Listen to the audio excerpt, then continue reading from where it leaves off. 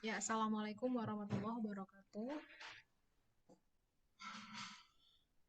Alhamdulillah ya, hari ini kata Waalaikumsalam warahmatullahi wabarakatuh. baik. Eh, Alhamdulillah kita hari ini masih diberikan kesehatan dan kesempatan ya untuk bisa ikut perkuliahan pada siang hari ini di mata kuliah manajemen laboratorium kimia. Baik, suara saya apakah terdengar?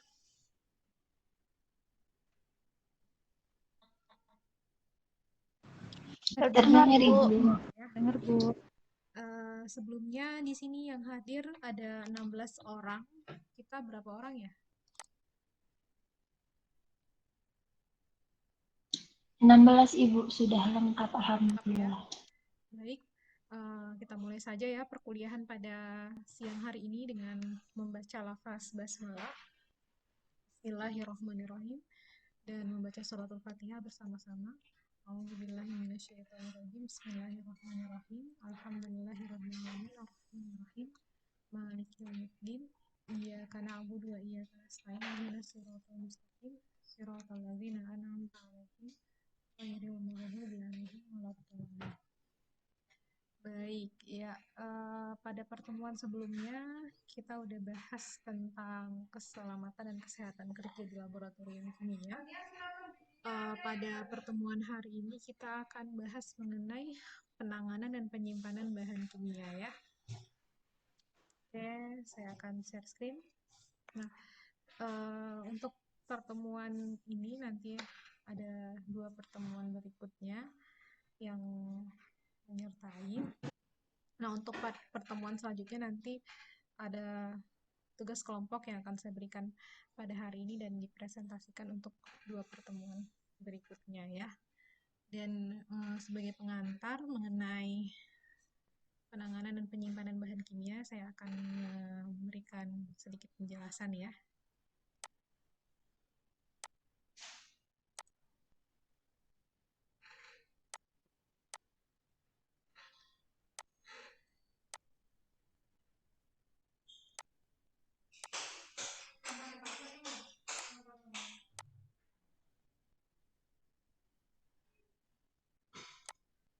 Apakah sudah terlihat PowerPoint-nya?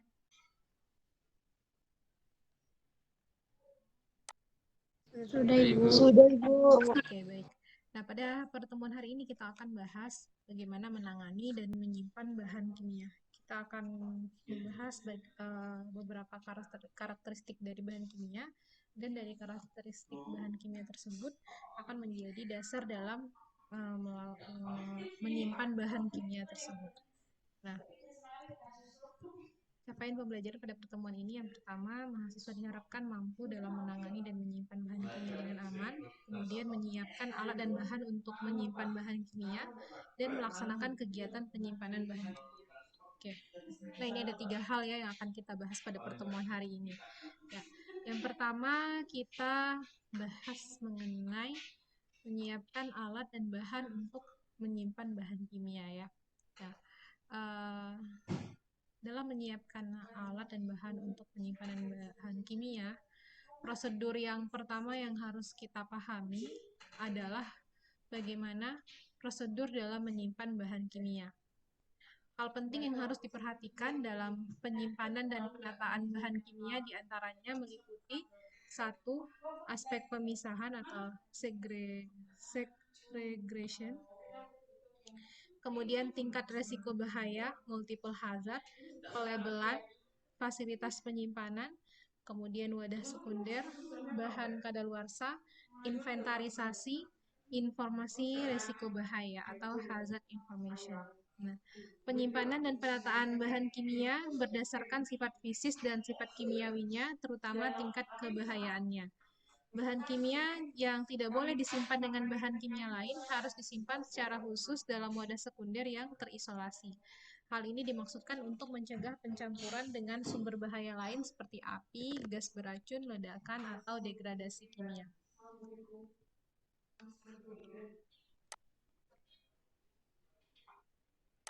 Sebelumnya, apakah suara saya terdengar jelas atau gimana ya?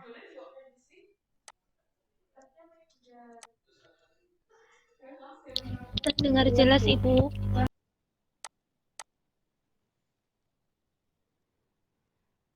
Ya, ini. Nah, ini adalah panduan umum untuk mengurutkan tingkat bahaya bahan kimia dalam kaitan dengan penyimpanannya. Jadi, eh, zat yang radioaktif itu lebih tinggi bahayanya dari bahan pirofluorik dan lebih tinggi juga dari bahan eksplosif sampai yang akhirnya. Nah, di sini kita urutkan itu yang paling tinggi bahayanya adalah bahan radioaktif, bahan pirofluorik, nanti kita bahas ya apa pirofluorik ini, kemudian bahan eksplosif, kemudian cairan flammable, asam basa korosif, bahan reaktif terhadap air, kemudian padatan flammable, padatan yang mudah terbakar, bahan oksidator, bahan combustible, kemudian bahan toksik, dan yang terakhir bahan yang tidak memerlukan pemisahan secara khusus. Ya, nah ini adalah tingkat bahaya dari bahan-bahan kimia. Yang paling berbahaya adalah bahan radioaktif ya. Bahan radioaktif ini memang tempat penyimpanannya sangat khusus karena apa? Interaksi radioaktif dengan tubuh manusia kadang tidak bisa terlihat, tapi akibatnya sangat buruk ya karena bisa mengakibatkan mutasi genetik. Nah, kemudian yang kedua yang perlu kita perhatikan dalam penanganan dan penyimpanan bahan kimia adalah yang namanya MSDS. MSDS atau Material Safety Data Sheet. Nah, ini adalah lembar data keselamatan bahan ya dalam bahasa Indonesianya atau disebut juga dengan katalog bahan kimia. Nah, MSDS ini sangat penting ya baik kita sebagai pengguna bahan di lab kimia juga bagi yang menjual bahan-bahan kimia. Misalnya ketika kita membeli bahan kimia, pasti kita dikasih MSDS-nya. Ya. Nah, lembar data keselamatan bahan ini adalah dokumen yang dibuat khusus tentang suatu bahan kimia mengenai pengenalan umum dari bahan kimia tersebut, sifat bahan, cara penanganan, penyimpanan, pemindahan, dan pengelolaan limbah buangan bahan kimia tersebut. Nah, data di MSDS ini merupakan protokol standar keamanan dan keselamatan kerja ya. Jadi di MSDS ini memuat semua hal yang diperlukan untuk keamanan dan keselamatan kerja yang menggunakan bahan kimia. Nah, di suatu laboratorium MSDS atau sumber lain yang memberikan informasi mengenai resiko bahaya dari bahan itu wajib harus ada ya, sangat diperlukan dan ini merupakan sesuatu yang wajib ada di laboratorium ya. Nah, di dalam MSDS akan kita peroleh informasi mulai dari nama produk dan industrinya, kemudian komposisi bahan, identifikasi tingkat bahaya, ya tadi apakah bahaya flammable, toxic atau radioaktif ya. Kemudian di MSDS akan kita temukan juga pertolongan pertama bila terkena bahan tersebut, kemudian cara menangani kecelakaan, penanganan dan penyimpanannya, cara perlindungan fisik, kestabilan dan kereaktifan, informasi toksikologi, ya, ekologi, transportasi bagaimana bahan tersebut dibawa, pembuangan dan aturan pemerintah yang berlaku ya. Jadi lengkap ya yang ada di MSDS ini. Nah, kemudian sama halnya dengan alat kimia, bahan kimia memerlukan katalog ya dan spesifikasi dari setiap bahan. Administrasi seperti ini diperlukan untuk mengetahui karakteristik dari bahan kimia.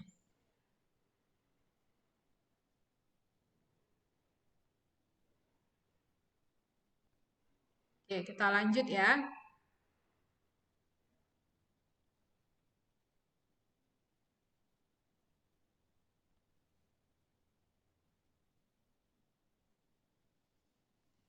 Nah, selanjutnya apa yang perlu kita ketahui? karakteristik dari bahan kimia yang akan kita gunakan dan kita tangani maupun yang akan kita simpan. Identifikasi bahan kimia merupakan suatu cara untuk mempelajari karakteristik bahan tersebut dengan cara mengamati label bahan kimia, bentuk dari bahan kimia tersebut, warna, bau, dan sifatnya.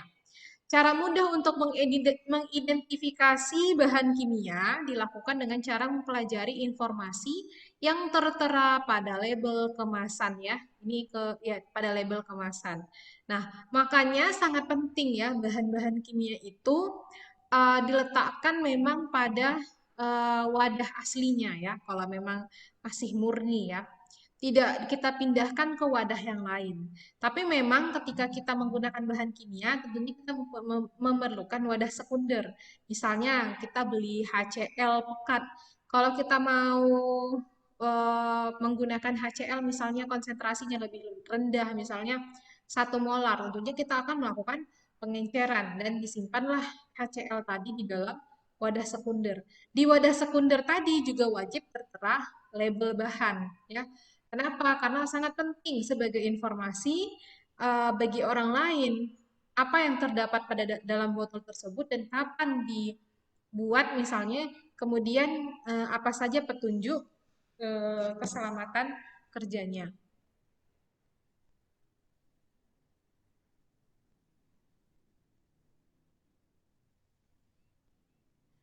Nah, ini adalah contoh label bahan kimia yang terdapat pada botol bahan ya. Nah, misalnya tuh kita lihat di lab kan ada botol yang besar-besar ya. Di botol itu kan tertera nama bahannya, kemudian dalam berbagai bahasa ya. Kemudian ada tanggal expirednya, ada lot number ya, ini ada kode khusus mungkin dari produksi. Kemudian tertera juga rumus kimia dari senyawa tersebut dan karakteristik bahannya ya, ini menunjukkan ini bahan adalah bahan yang flammable dan bahan yang kalau tanda silang apa tanda silang?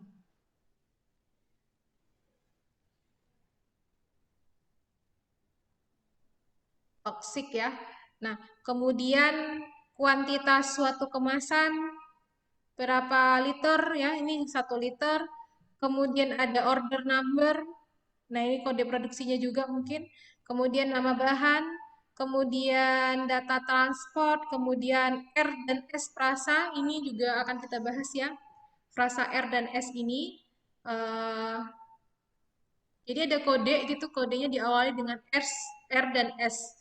Nanti masing-masing kode itu menjelaskan bagaimana karakteristik dari bahan ini. Nah, ini yang harus kita pahami nih ketika misalnya kita membeli suatu bahan ya dalam botol yang besar ukuran 1 liter misalnya, tapi mungkin ada juga yang ukurannya di bawah 1 liter atau bahan-bahan padatan. Nah, semuanya itu di dalam botol atau wadah plastiknya pasti memuat informasi seperti ini. Contoh lainnya, nah ini ada identitas bahan kimianya ya, namanya metanol, kemudian ada dari berbagai bahasa juga, metanol, alkohol metiliko, ini mungkin bahasa Latin ya. Kemudian ada hazard and precautionary statement. Ini juga tentang bahaya dan keselamatan kerja. Kemudian uh, ada identitas supplier dan produsennya. Di sini suppliernya adalah dari Meh ya, dari Jerman. Kemudian ada kata sinyal ya, frase R dan S-nya. Ada juga piktogram bahaya. Piktogram bahaya itu yang di apa? Di kotak ini. Kotak yang di warna merah ini. Nah, itu ada tanda bahayanya. Nah,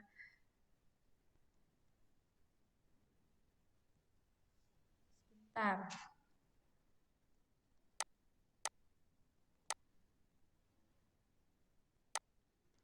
Oke. Nah, apa saja karakteristik dari bahan kimia? Ini udah kita bahas minggu lalu ya. Ada yang masih ingat nggak beberapa karakteristik dari bahan kimia? Ada apa saja?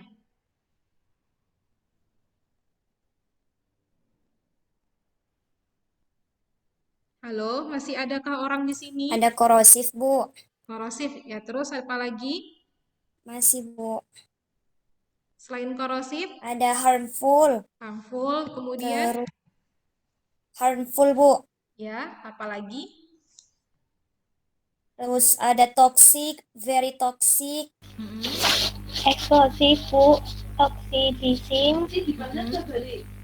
Dangerous for environment. Highly flammable. Flammable. Gitu. Oke, ya benar sekali ya. Nah, itu tadi adalah karakteristik dari bahan kimia. Nah, di sini kita harus mengenal nih. Nah, gambarnya ini adalah namanya piktogram ya, yang menunjukkan bahaya atau karakteristik dari suatu bahan kimia. Nah, ini udah kita bahas ya pada pertemuan-pertemuan sebelumnya. Nah, sebenarnya ya gambar yang kuning ini adalah piktogram yang lama. Nah, sama masih ini ya, informasinya tuh masih seperti yang minggu lalu. Ada eksplosif, ada oxidizing, flammable yang mudah terbakar. Flammable ada dua, extremely flammable, ada highly flammable. Kemudian ada toxic, ada juga very toxic ya. Kemudian ada harmful iritan, bahaya iritasi.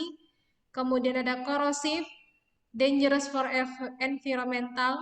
Nah, jadi itu yang oranye ini adalah piktogram, gambar piktogram dari bahaya yang lama. Yang baru itu seperti ini, yang kotaknya warnanya merah dan di latarnya warnanya putih, gambarnya hitam. Nah, tadi sebelum sempat saya ganti ya. Jadi untuk yang terbaru sekarang, gambar-gambarnya itu yang seperti ini. Nah, ada eksplosif atau bahasa Indonesianya suareaktif, peroksida organik contohnya, kemudian ada toksisitas akut, ini gambarnya tengkorak. Kemudian ada karsinogenik, sesitisasi pernapasan, toksik terhadap reproduksi, toksisitas sistemik pada organ sasaran mutagenitas. Nah, ini gambar karsinogenik, aja gambar siluet manusia, kemudian ada tanda di bagian dada itu ya. Kemudian yang ketiga ada oksidator, peroksida organik.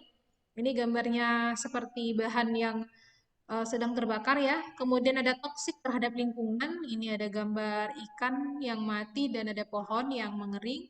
Kemudian ada mudah menyala, suareaktif piroporik. Suaganas melepaskan gas atau mudah menyala. Ini gambar kebakaran juga, tapi berbeda di sini ya. Kalau yang oksidator ada buletannya, kalau yang mudah menyala itu gambar api.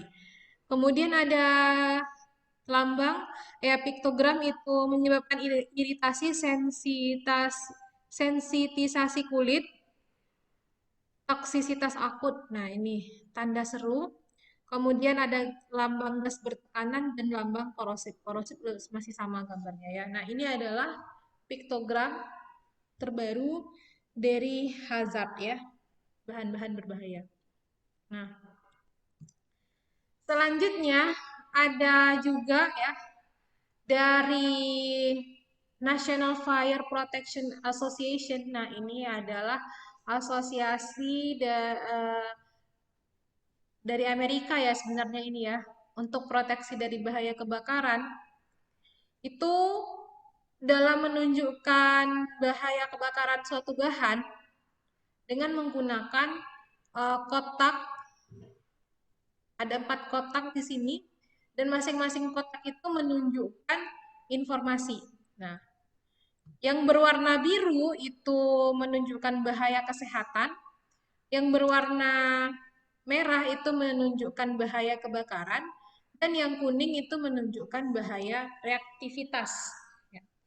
Masing-masing bahaya ini memiliki level 0 artinya tidak berbahaya terhadap kesehatan meskipun kena panas. Level 1, penyebab iritasi atau cedera ringan. Level 2, keterpaan intensif dan terus-menerus berakibat serius kecuali ada pertolongan. Level 3, berakibat serius pada keterpaan singkat meskipun ada pertolongan. Level 4, menyebabkan kematian, cedera fatal meskipun ada pertolongan. Demikian juga untuk yang warna merah dan warna kuning ya. Nah, ini yang berkaitan dengan kebakaran ya, simbol dari NFPA, National Fire Protection Association yang dari Amerika. Nah, terus ada tanda yang kotak paling bawah itu warnanya putih. Di situ nanti ada yang tidak bertanda dan ada yang bertanda W di garis. Kalau ada tanda W di garis artinya tidak boleh kena air dan tidak boleh disiram. Nah, ini ya contohnya untuk menunjukkan bahaya dari natrium. Natrium itu kalau terpapar ya dalam jangka waktu yang singkat pun gitu ya kan, kalau misalnya kena kulit, maka akan berakibat serius pada keterpaan singkat dan meskipun ada pertolongan, ada akibat bila kita terkena natrium. Kemudian satu ya di sini natrium itu tidak dapat terbakar sama sekali, tapi di sini syaratnya jangan kena air, ya. Karena katanya di sini tidak boleh kena air. Artinya kalau misalnya natrium kena air maka bisa ada akibat ya. Nah, kemudian yang kedua bahaya reaktivitas nomor 2. Artinya di sini natrium tidak stabil, bereaksi hebat tapi tidak meledak. Nah, ini adalah contoh simbol keamanan kebakaran dari NFPA ya. Tapi ini emang agak jarang diterapkan di Indonesia. Selanjutnya, klasifikasi lain ya selain pengkodean melalui piktogram hazard tadi, kemudian dari NFPA tadi ada lagi namanya pengkodean resiko atau frase R dan S. Nah, ini bisa kalian cari di Google ya. Frase R ini menunjukkan memberikan petunjuk tentang resiko khusus yang mungkin timbul dari penanganan bahan-bahan berbahaya. Huruf R merupakan kependekan dari resiko atau risk ya. Menurut Ordinance on Hazardous Substance, frase R harus diseleksi karena klasifikasi suatu bahan dan digunakan untuk pelabelan. Nah, frase R dan S ini bisa kita temukan pada botol bahan kimia yang misalnya kita beli ya dalam jumlah yang banyak, itu yang satu botol yang tadi saya tunjukkan tadi ya. Kalau di lab juga bisa kalian lihat, misalnya bahan kimia seperti alkohol. Kalau dibeli yang jumlah banyak itu yang 1 liter, di dalam botol pasti akan ada label bahan. Di label bahan itu pasti ada frase R dan S. Nah, seleksi frase R mengikuti kriteria yang sama dengan petunjuk tentang simbol bahaya dan deskripsi bahaya. Jadi sebenarnya sama dengan piktogram hazard tadi atau simbol bahaya tadi ya. Nah, tapi lebih spesifik lagi. Frase R dan kombinasi frase R terdaftar dalam Ordinance on Hazardous Substance. Frase R terdiri dari satu dan beberapa huruf kode, misalnya R41. R41 ini maksudnya adalah resiko kerusakan serius pada mata. Nah, kalau tadi simbol-simbol bahaya tadi lebih umum, frase R dan S ini lebih spesifik. Jadi sasaran bahayanya lebih spesifik dijelaskan. Kalau misalnya ada bahan resiko bahayanya flammable, nanti akan dijelaskan oleh frase dan R dan S lagi. Flammable kalau dalam seperti apa? Kemudian kalau terkena tubuh di bagian mata jadinya apa? Nah, itu frase R dan S ini. Nah, perhatian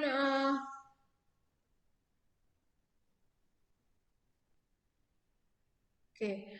Kemudian setelah frase R ada namanya frase S. Frase S ini memberikan petunjuk tentang informasi keamanan bahan berbahaya sehingga pengguna dapat menghindari resiko selama penanganan bahan dan formulasi berbahaya. S ini adalah singkatan dari safety. Kalau R tadi risk artinya resiko, Kalau S ini artinya safety, ya. Jadi kalau misalnya kita udah tahu nih frase S-nya, maka kita dapat memperkirakan eh, cara aman untuk mengendalikan konsekuensi dari atau resiko dari bahan yang akan kita gunakan. Nah, pada frase S ini juga akan direkomendasikan pertolongan pertama bila terjadi suatu kecelakaan ya. Nah, frase R dan frase S ini keduanya digunakan untuk pelabelan dari bahan kimia ya. Nah, pelabelan suatu bahan dengan beberapa frase R dan S satu dengan yang lain dapat dipisahkan dengan suatu garis hubung, tanda garis hubung ya. Frase tanda garis hubung, kemudian frase individual atau garis miring, kombinasi frase. Frase R tertentu selalu bergabung dengan frase S tertentu. Misalnya frase R45 dengan S53. Frase R dan S ini merupakan bagian penting untuk petunjuk operasi dan harus diikuti. Contoh bahan trikloroasetik asid. Frase R-nya adalah R35, S-nya 24, 25, dan 26. Nah, kemudian ada frase R untuk petunjuk resiko khusus. Pemisahan dua frase R dengan suatu garis penghubung, misalnya R12 dengan R20, berarti frase R12 dan R20 harus diperhatikan. Bukan berarti R12 sampai R20 ya. Jadi tanda garis miring dengan tanda hubung itu berbeda ya. Kalau tanda hubung artinya frase yang satu, misalnya frase R12, tanda hubung frase R20, maka itu saja yang harus diperhatikan gitu. Kemudian kalau misalnya dipisahkan dengan garis miring, maka dituliskan R26, 27, 28. Maka ketiga frase R tersebut diindikasi R26 dan R27 dan R28. Ini adalah kombinasi frase R. Nah, lalu di mana ini kita bisa cari frase R dan S ini? Karena udah ditetapkan secara internasional ya. Bisa kalian cari sendiri di Google.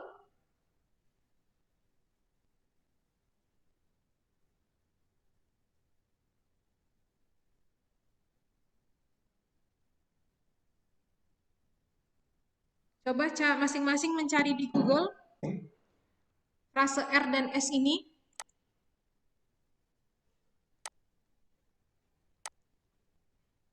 Nah, frase R dan S ini juga ada di Wikipedia sebenarnya ya.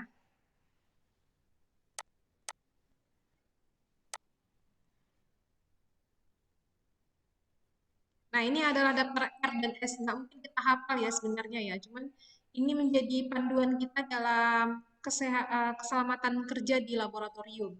Biasanya tertulis juga di botolnya itu R20, 22 misalnya. Akan tertulis itu isinya tentang apa. Nah, ini di Wikipedia ada ya.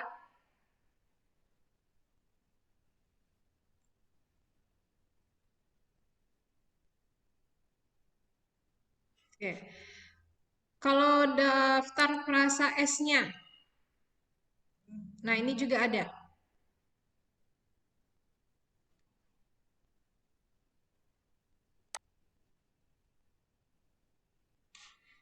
Nah,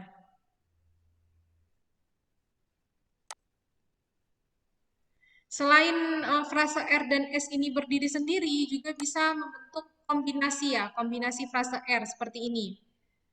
R1415, R1529, nah, atau R48, 23, 24, 25. Nah, maksudnya di sini artinya ini adalah toksik, bahan kerusakan serius pada kesehatan karena pemaparan terlalu lama melalui inhalasi, kontak dengan kulit dan jika tertelan, ya.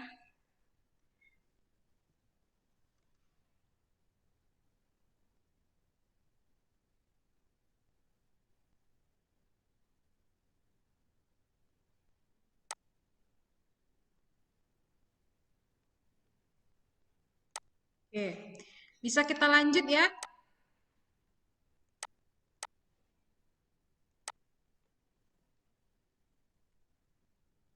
Nah, setelah tadi kita mengenal karakteristik bahan melalui simbol, kemudian frase R dan S, kemudian dari NFRA juga tadi.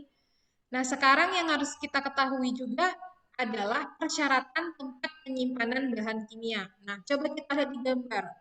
Apakah itu merupakan contoh penyimpanan bahan kimia yang bagus? Tidak ya. Karena apa? Semua bahan di situ dan alat tercampur dalam satu tempat dan tidak terklasifikasi berdasarkan karakteristik dari bahannya. Nah, yang pertama yang harus kita perhatikan dalam penyimpanan bahan kimia adalah bahan kimia harus disimpan dalam kemasan asli dari produsen. Jika memungkinkan. Karena apa? Karena pada kemasan asli daripada produsen itu terdapat informasi mengenai simbol bahaya ya.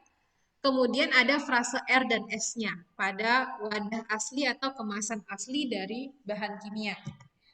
Jika kita menggunakan wadah lain, maka haruslah digunakan pelabelan yang sama. Nah, jadi kalau misalnya kita pindahkan ini ya, bahan kimia dari botol kemasan aslinya, ketika kita pindahkan ke wadah yang lain, maka kita harus berikan pelabelan. Pelabelan ini juga harus menunjukkan informasi simbol bahaya beserta frase R dan S-nya. Nah, terkadang mungkin hanya dituliskan nama bahannya aja ya. Tapi sebenarnya kita harus tuliskan itu simbol bahaya beserta frase R dan S-nya. Nah, upaya melindungi label dari pengaruh bahan kimia dan menjaga supaya melekat dengan baik, maka ketika label kita tempelkan ke wadah, maka harus dilapisi dengan plastik transparan. Artinya dikasih dilem yang plastik itu atau dilaminating atau dibuat kayak stiker gitu ya, yang tahan lama.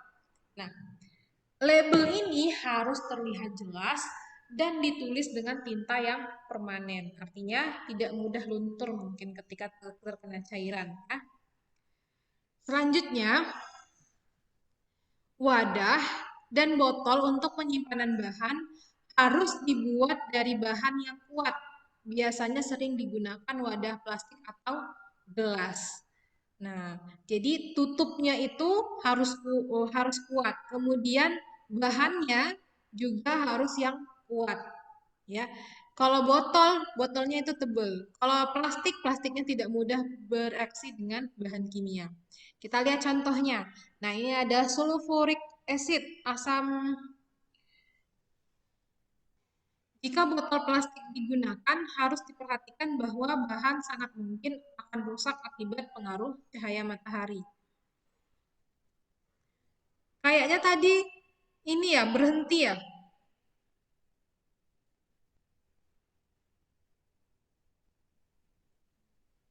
Iya, Ibu, nggak ada suaranya tadi. Sampai mana tadi ya?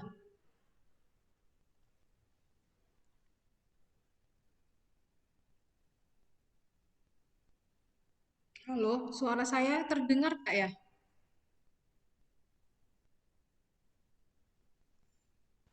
Terdengar, Ibu. Oke, kita ulang aja ya slide-nya. Nah, wadah dan botol untuk penyimpanan harus dari bahan yang kuat. Biasanya digunakan itu wadah plastik atau wadah gelas. Nah, wadah plastik atau wadah gelas ini juga harus ada kriterianya. Kalau dia merupakan wadah plastik, maka bukan plastik yang gampang bereaksi dengan bahan kimia. Dan gelas ini juga yang tergantung tebal dari wadah gelasnya. Juga diperhatikan warna dari wadah gelas ini. Kan wadah gelas itu ada yang bening, ada yang coklat ya. Nah, itu kenapa diberi warna coklat atau tidak berwarna? Kenapa? Itu nanti ada alasannya. Nah, misalnya ini contoh botol dari sulfuric acid atau asam sulfat ya. Nah, di sini ada informasi juga nih mengenai bahayanya. Kemudian di botol ini biasanya juga ada frase R dan S-nya di sebelah kanan sebenarnya biasanya itu. Nah, untuk penyimpanan bahan kimia yang sangat sensitif seperti di etil eter yang cenderung merubah bentuk menjadi peroksida, yang berbahaya, maka gelas berwarna gelap harus digunakan. Dietil ether ini gampang menguap ya, penguapannya akan menghasilkan peroksida. Nah, kemudian jika botol plastik digunakan, harus diperkirakan bahwa bahan sangat mungkin akan rusak akibat pengaruh cahaya matahari. Nah, kenapa kita gunakan plastik? Karena kalau misalnya pakai botol, kalau terkena cahaya matahari, maka bahan di dalamnya bisa mudah rusak. Maka digunakanlah botol plastik. Botol plastik pun kalau digunakan harus diperhatikan apakah botol plastik tersebut dapat berinteraksi atau bereaksi dengan bahan kimia. Botol seperti ini harus berulang kali dicek dan bahan kimia dipindahkan pada wadah yang lain jika diperlukan. Ya. Oke, lanjutannya. Perhatian khusus harus dilakukan pada kemungkinan perpindahan pelarut organik melalui dinding botol plastik. Nah, ini botol plastik itu juga ternyata kalau diisi dengan pelarut organik maka bisa terjadi perpindahan bahan juga ya. Kemudian bahan kimia harus ditempatkan pada fasilitas penyimpanan secara tertutup seperti dalam kabinet, locker, dan sebagainya. Nah, ini adalah contoh dari laboratory chemical storage-nya, lemari-lemari untuk storage bahan kimia. Tempat penyimpanan itu harus bersih, kering, dan jauh dari sumber panas atau kena sengatan sinar matahari. Di samping itu, tempat penyimpanan harus dilengkapi dengan ventilasi yang menuju ruang asap atau keluar ruangan.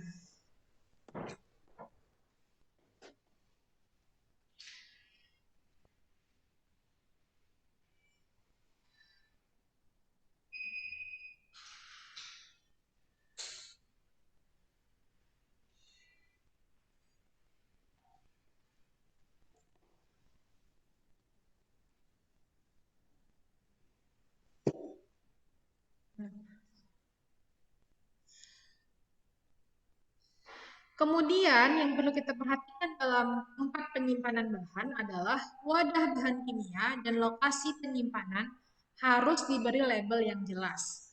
Label wadah harus mencantumkan nama bahan, tingkat bahaya, tanggal diterima dan dipakai. Kemudian alangkah baiknya jika tempat penyimpanannya juga terdapat label dengan warna yang berbeda.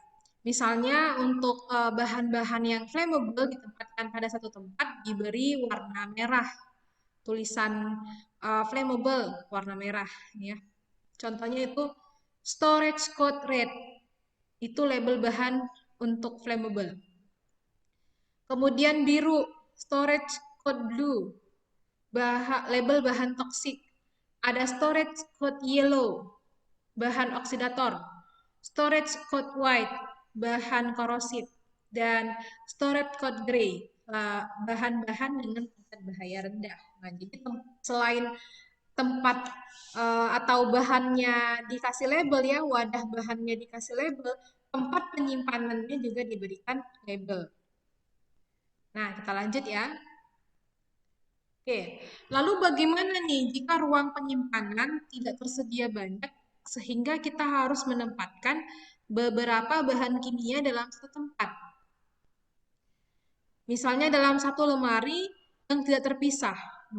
Maka skema ini dapat dilakukan dengan kewaspadaan ekstra untuk memberikan kondisi yang stabil dan dapat dipantau.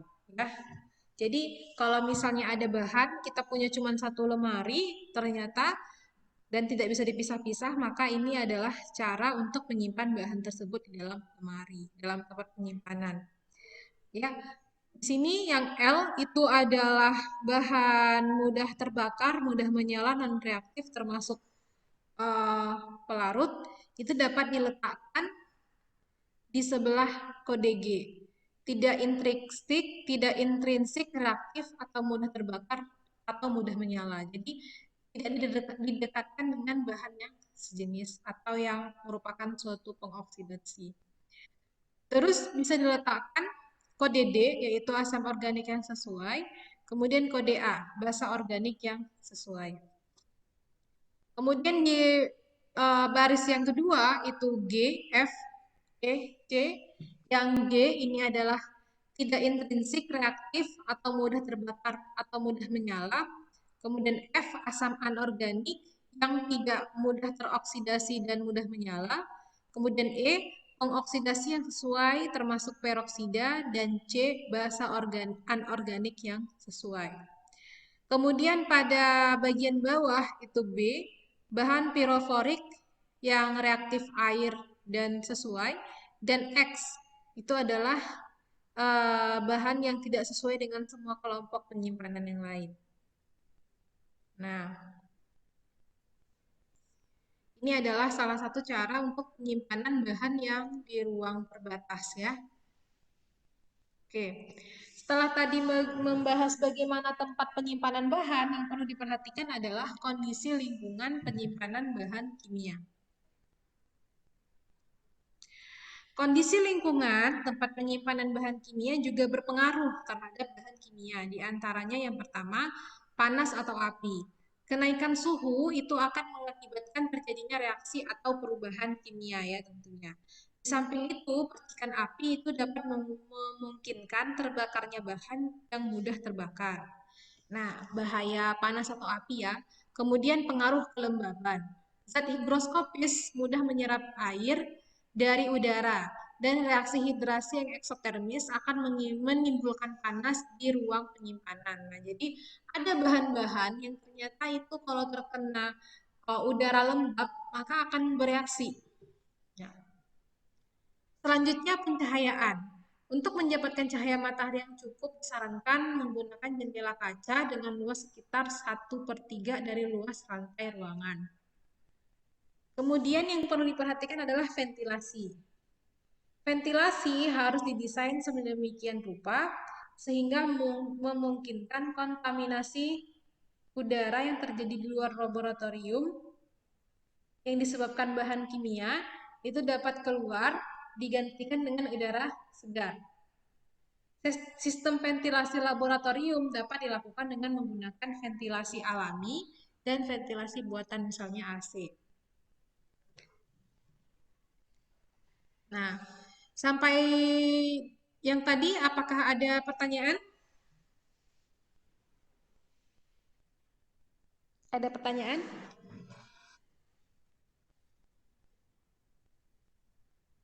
Halo? Belum, Bu. Gak ada, kita lanjut ya. Saya rasa belum ada, Bu.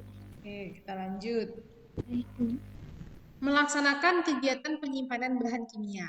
Nah, yang pertama yang harus kita lakukan adalah memiliki pengetahuan yang diperlukan dalam melaksanakan kegiatan penyimpanan bahan kimia. Satu, yaitu menggunakan alat pelindung diri sesuai dengan prosedur K3. Ya udah kita bahas ya pada pertemuan sebelumnya.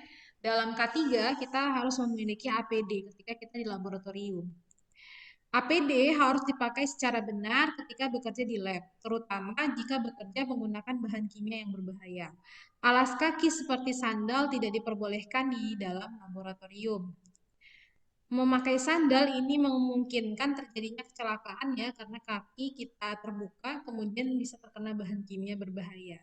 Kemudian kita juga harus menggunakan jas lab berlengan panjang yang terbuat dari bahan yang tidak mudah meleleh.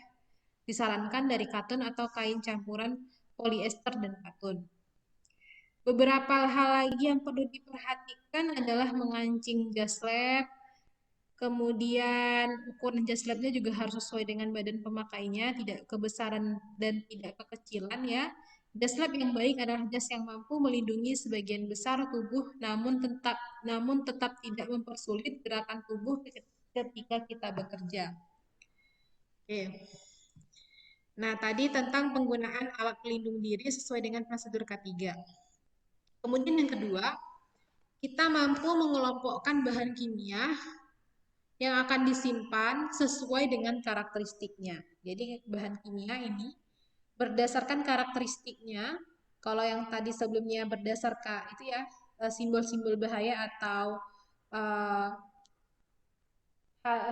hazard simbol, sekarang kita bahas penggolongan bahan kimia. Nah, golongan bahan kimia yang pertama adalah bahan kimia berupa cairan mudah terbakar. Nah, cairan mudah terbakar ini adalah bahan kimia yang mudah bereaksi dengan oksigen dan dapat menimbulkan kebakaran, meliputi cairan dengan titik nyala kurang dari 1000 derajat Fahrenheit.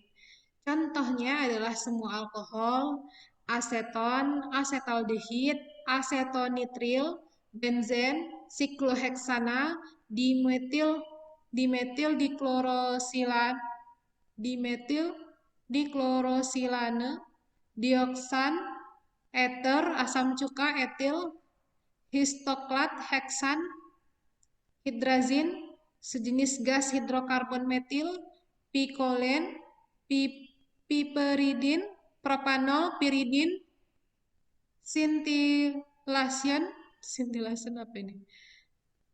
Semua jenis silanes, tetrahidrofuran, toluen, trietilamin, silen. Nah, dasar tentang penyimpanannya adalah untuk melindungi dari pengapian yang dianjurkan, fasilitas yang digunakan adalah lemari yang tidak mudah terbakar, kemudian lemari es, untuk kontainer kurang dari 1 liter, golongan penyimpanan yang dapat disatukan karena racun mudah menguap, janganlah menyajikan pada ruangan dan lemari mudah terbakar jika basa tidak ada. Nah, jadi untuk penyimpanan dari bahan-bahan mudah terbakar ini, kita harus simpan pada lemari yang tidak mudah terbakar. Artinya jangan menggunakan lemari kayu, tapi gunakan lemari yang terbuat dari logam ya. Dapat juga kita simpan di lemari es, tapi isinya kurang dari 1 liter ya. Karena kalau di atas 1 liter mungkin akan butuh tempat yang lebih luas. Kemudian syarat penyimpanannya adalah yang pertama, ruangannya harus dingin dan berventilasi. Kalau ruangannya panas ya, misalnya kena langsung dari luar cahaya matahari sehingga mengakibatkan kenaikan suhu ruangan, maka nanti zat yang mudah terbakar ini akan terbakar jadinya ya. Kemudian jauhkan dari sumber api atau panas termasuk loncatan api listrik dan bara rokok. Kemudian yang ketiga, tempat penyimpanan tersedia alat pemadam kebakaran serta jauhkan dari bahan oksidator. Nah, ini adalah tata cara atau syarat penyimpanan untuk bahan kimia golongan pertama. Ya. Golongan yang kedua adalah racun mudah menguap. Golongan ini meliputi racun yang dikenal dan yang juga sebagai penyebab kanker dengan penguapan atau bau kuat. Nah, ini adalah contoh dari bahan kimia racun mudah menguap: karbon tetraklorida, kloroform, dimetil formamid, dimetil sulfat, formamid, dehidroformal, halotan, mersaptoetanol, metil klorid, dan zat asam karbon. Lalu bagaimana penyimpanannya? Dasarnya adalah zat kimia ini tidak boleh mudah menguap sehingga dapat terhirup ke pernapasan ya. Nah, karbon tetraklorida dan kloroform ini lumayan sering ya sebenarnya dipakai di lab kalau praktikum kimia organik.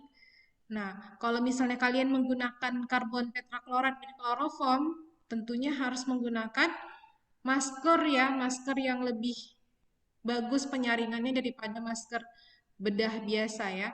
Jadi mungkin jadi itu harus menggunakan masker yang ada moncongnya itu. Jadi penyaringannya lebih bagus. Nah, fasilitas yang digunakan untuk penyimpanannya adalah lemari tidak mudah terbakar ya, kemudian lemari es untuk kontainer kurang dari 1 liter. Golongan penyimpanan yang dapat disatukan ya dengan bahan racun mudah menguap ini adalah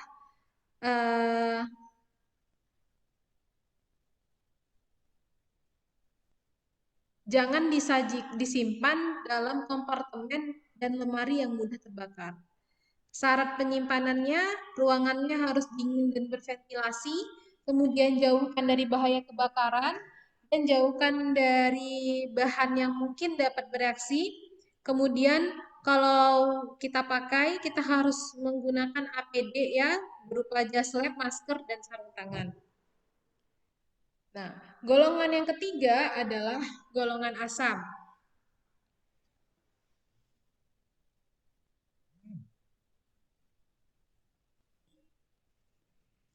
Golongan asam pengoksidasi.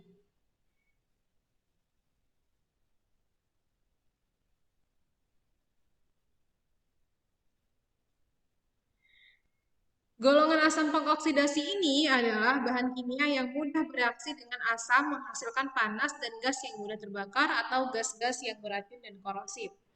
Semua zat pengoksidasi itu sangat reaktif dengan kebanyakan unsur lain seperti besi nitrat ya, kemudian sulfurik, perklorik, asam fosfat, dan asam krom. Dasar penyimpanan mencegah reaksi atau kontak satu sama lain dan unsur zat lain dan reaksi korosif di permukaan. Fasilitas yang dapat digunakan adalah lemari keselamatan. Masing-masing asam pengoksidasi harus simpan dalam double contain, yaitu kontainer yang utama harus dijaga dalam tromol bak mandi atau baki. Golongan penyimpanan yang dapat disatukan adalah asam-asam oxidizing harus di double contain dan harus dipisahkan dalam kompartemen di dalam satu lemari keselamatan. Jumlah kecil, 1 atau 2 botol tidak menjamin keabsahan suatu kompartemen terpisah. Syarat penyimpanan, ruangan dingin dan berventilasi, jauhkan dari sumber api dan panas, dan tersedia alat pelindung diri. Selanjutnya ada golongan 4, bahan organik dan asam-asam mineral. Misalnya adalah asetat, butirat, format, asam glasial, hidroklorat, isobutirat, merkaptopropionat, propionat, asam trifluoroasetat. Dasar penyimpanannya adalah untuk mencegah kontak dan reaksi dengan basa dan pengoksidasi asam dan korosif disimpan di permukaan. Fasilitas yang dapat digunakan adalah lemari keselamatan. Golongan penyimpanan yang dapat disatukan, banyak atau sedikit wadah yang berisi pengoksidasi asam dapat disimpan di bagian yang sama dengan zat asam organik jika pengoksidasi asam disimpan di rak bawah. Pengecualian, asetat anhidrida dan triklooroasetat anhidrida bersifat korosif. Asam-asam ini sangat reaktif dengan asam lainnya dan sebaiknya jangan disimpan di dalam golongan ini. Lebih baik disimpan dengan campuran-campuran bahan organik di golongan 7, yaitu cairan beracun yang tidak mudah menguap. Nah, kemudian ada golongan 5, yaitu cairan basa. Misalnya adalah natrium hidroksida, amonium hidroksida, kalsium hidroksida, dan glutaraldehida. Fasilitas yang dapat digunakan adalah lemari keamanan dan disimpan dalam botol. Golongan penyimpanan yang dapat disatukan, cairan basa dapat disimpan dengan bahan yang mudah terbakar dalam lemari yang mudah terbakar hanya jika bahan-bahan beracun yang mudah menguap tidak disimpan di tempat yang sama. Ada golongan 6, cairan pengoksidasi. Cairan pengoksidasi dengan segala sesuatu yang berpotensi menyebabkan peledakan atau korosif terhadap permukaan. Contohnya amonium persulfat, hidrogen peroksida. Dasar penyimpanannya harus dipisahkan dari bahan-bahan yang lain. Fasilitas yang dapat digunakan, jumlah yang melampaui 3 liter, sebaiknya harus ditutup dalam lemari tanpa ada bahan kimia lain. Jumlah yang sedikit harus di double contain jika di dekat bahan lain, contohnya di dalam refrigerator. Kemudian ada golongan 7, cairan beracun yang tidak mudah menguap, termasuk racun yang sangat berbahaya. Contohnya adalah larutan akrilamida, dietil pirokarbonat, isopropil fluorofosfat, etidium bromida, dan triethanolamin. Dasar penyimpanannya untuk mencegah kontak dan reaksi dengan bahan lain. Fasilitas yang digunakan adalah lemari atau refrigerator. Jangan disimpan pada wadah terbuka dalam laboratorium atau ruang pendingin. Cairan beracun dalam wadahnya yang lebih dari 1 liter harus disimpan di rak paling bawah pada wadah yang paling dekat dengan lantai. Wadah yang lebih kecil yang berisi bahan beracun dapat disimpan pada rak dan hanya jika pintu tersebut pintu yang digeser. Golongan penyimpanan yang tidak dapat disatukan adalah cairan yang tidak berbahaya seperti lautan buffer, pengecualian anhidrida, contohnya asetat dan trikloroasetat. Asam-asam organik bagaimanapun lebih baik disimpan dengan grup ini daripada dengan golongan 4, yaitu asam-asam organik. Kemudian golongan 8, golongan hidrida reaktif dan piroporik. Banyak logam hidriga bereaksi hebat dengan air. Beberapa dapat langsung menyala secara spontan di udara, piroporik. Contohnya adalah logam hidrida, sodium borohidrida, kalsium hidrida, litium aluminum hidrida. Contoh piroporik adalah boron, dikloroboran, 2-furaldehida, dietil aluminium klorida, litium, fosforus kuning atau putih, dan trimetil aluminium.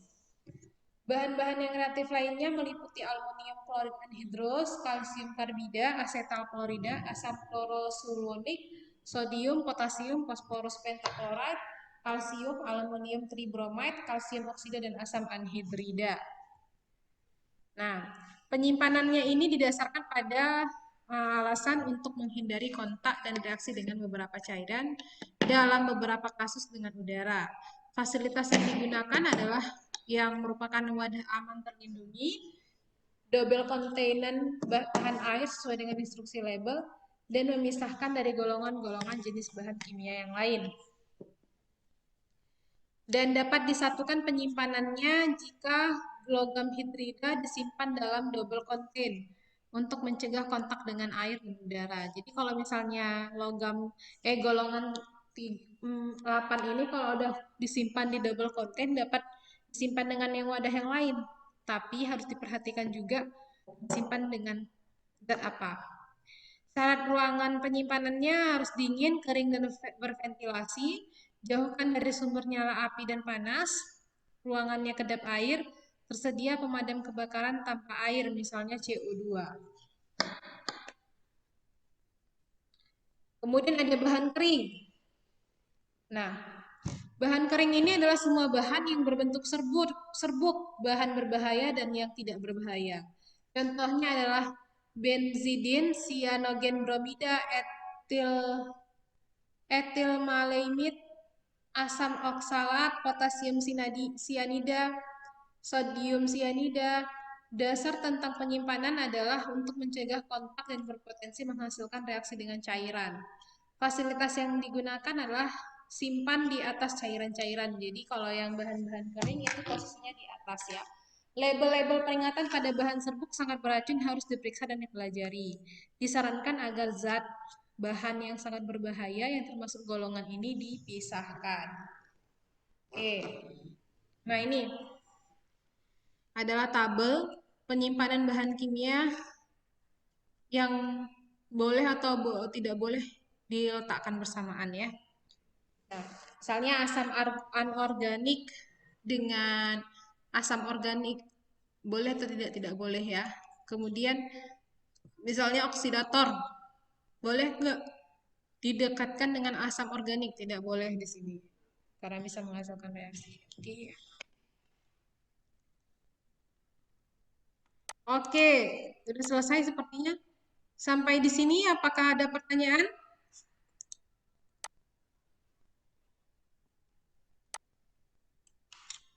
Halo, tidak ada pertanyaan?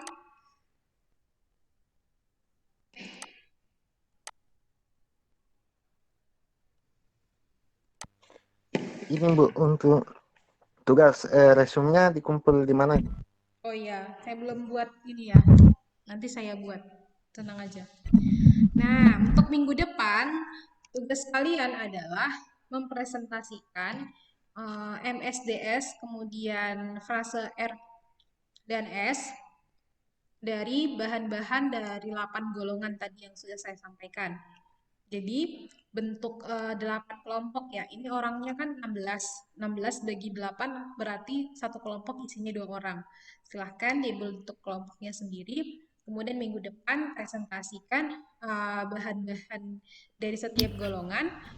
baik MSDS-nya, kemudian frase R dan S-nya. Satu kelompok itu cari sebanyak-banyaknya dan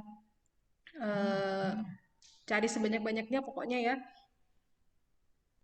Tidak ada batasan. Tapi ada minimal 5. Batasnya nggak ada. Oke? Mohon maaf Ibu sebelumnya, tugas kelompok dari manajemen ini lab sendiri itu udah pernah dibagi sebelumnya sama Ibu. Iya, kemarin saya Sudah pernah baginya dibagi sebelumnya, Bu. cuma berapa ya, Mbak? 4 ya, apa 5? 4, satu kelompok 4 orang. Nah, itu dibagi lagi jadi 8 kelompok. Jadi satu kelompok itu kan udah ada 4 isinya ya. Nah, itu dibagi lagi jadi 2. Gitu. Jadi nanti hasilnya 8 kelompok. Oke, sampai di sini ada pertanyaan? Tidak ada? Tugasnya? Ibu izin bertanya. Format tugasnya?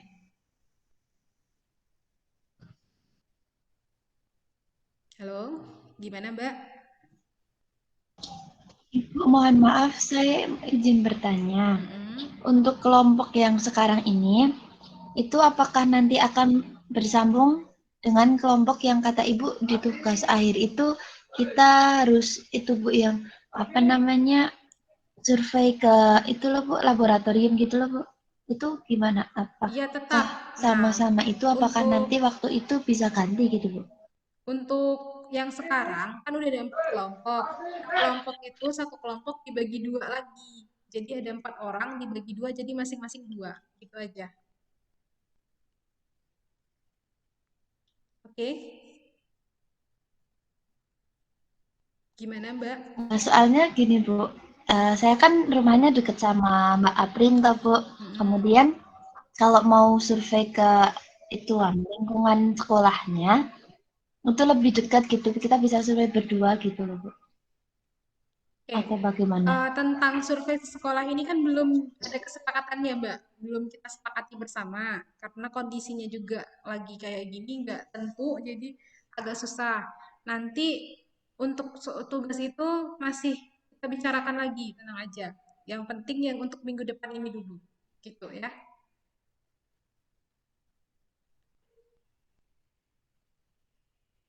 Baik Ibu, terima kasih. Oke. Nah, PPT-nya saya share ya.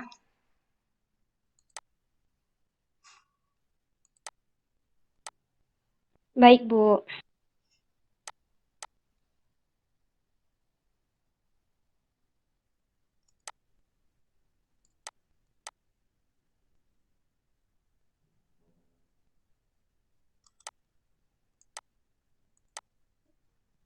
Jadi minggu depan tugasnya di dalam bentuk Word, tapi presentasinya pakai PPT ya.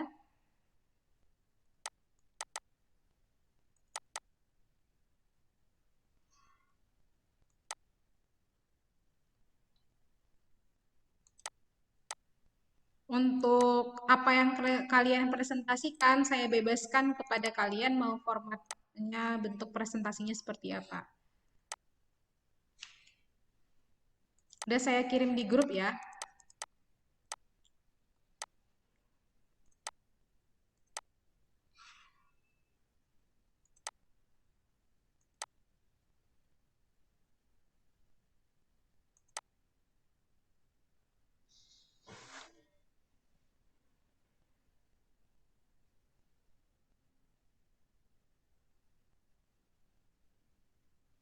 Apa ada pertanyaan atau mau diseragamkan ininya, formatnya?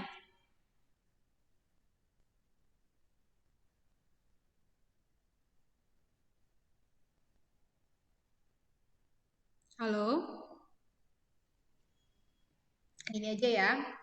Yang di Word itu atau bentuk PDF, kalian kumpulkan MSDS dari bahan yang golongannya tadi.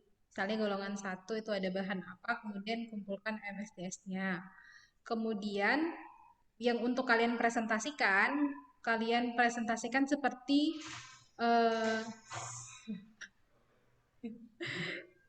Ya, kalian presentasikan seperti sedang membuat label label untuk wadah bahan kimia. Jadi ada nama bahannya, kemudian ada simbol bahayanya, ada frase R dan S-nya, kemudian petunjuk keselamatan kerja.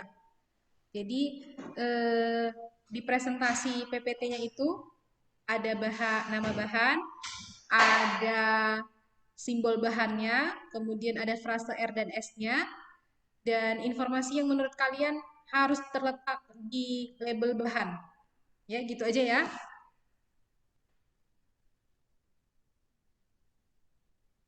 Halo, ada orangnya nggak sih ini? Baik, Ibu. Nah, untuk yang kumpulkan PDF atau Word, itu bentuknya adalah MSDS-nya aja.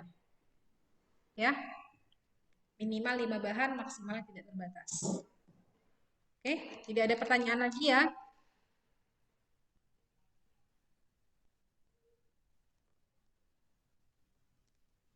Bu, untuk yang dipresentasikan sama persis sama MSD. Kan kita yang dipresentasikan itu nantinya bentuk label bahan, begitu kan, Bu? Ya.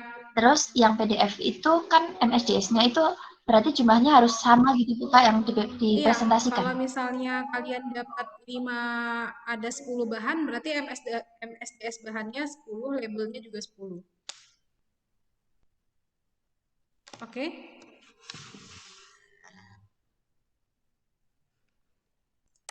Cukup ya? Baik, Ibu.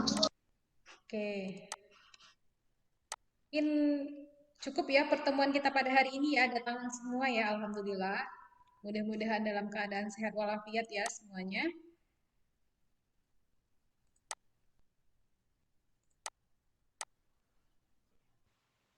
Ya, terima kasih saya ucapkan ya, kita tutup pertemuan ini dengan lafaz hamdalah ya. Alhamdulillahirabbil alamin. Dan doa kifaratul majelis, subhanakallahumma wa bihamdika asyhadu alla ilaha illa anta astaghfiruka wa atubu ilaik. Assalamualaikum warahmatullahi wabarakatuh. Waalaikumsalam.